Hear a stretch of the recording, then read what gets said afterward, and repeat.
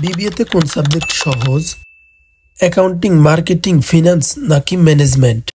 BBA পড়ছো বা পড়তে চাও কিন্তু সাবজেক্ট বেছে নিতে পারছো না? চলো দেখে নেই কোনটা তোমার জন্য সহজ। অ্যাকাউন্টিং, অঙ্ক হিসাব নিকাশ ভালো লাগলে অ্যাকাউন্টিং নিঃসন্দেহে ভালো অপশন, তবে চাপও একটু বেশি আর বেশিরভাগ বিষয় প্রাইভেট পড়তে হয়। ম্যানেজমেন্ট পুরোপুরি থিওরি বেসড, সহজবোধ্য ও তুলনামূলকভাবে চাপ কম, বুঝে পড়লে প্রাইভেট না নিলেও চলে। মার্কেটিং অনেকটা ক্রিয়েটিভ এবং মজার বিষয়, তবে থিওরি অনেক বেশি, কিছু কিছু বিষয়ে প্রাইভেট পড়তে হয়। ফিন্যান্স অ্যাকাউন্টিংয়ের মতোই ক্যালকুলেশন হেভি, চাপ একটু বেশি, অনেকে এই বিষয়ে প্রাইভেট নেয়।